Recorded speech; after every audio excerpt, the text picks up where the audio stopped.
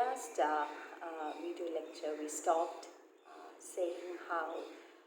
poetry is a less transparent medium, and by using national and regional contexts, inserting those contexts with the global horizon, how many of the post-colonial poets like A.K. Ramanujan and Okopi, Bitek, all try to reject the British Eurocentric notions, and how they try to bring in regionalism to a very large extent in their poems. And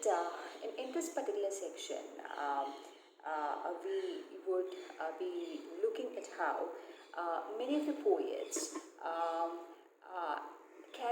many of the post-colonial poets carry the ambivalence inside them by being born in a colonized land and at the same time had to be educated under the same British colonial system.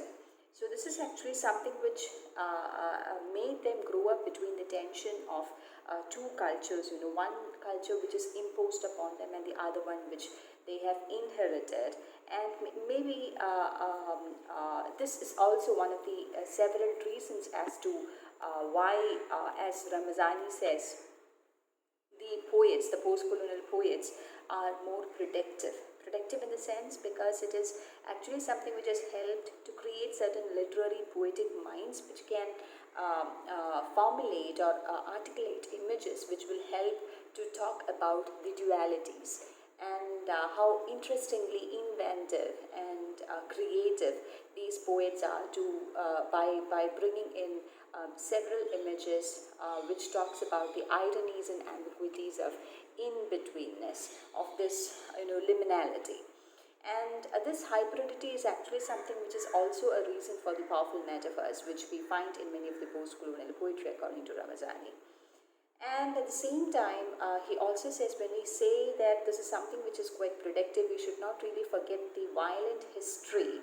behind post-colonial poetry. The vast scope of post-colonial poetry in English is largely due to the size of the British Empire and now to the expansion of technological and economic might of the US.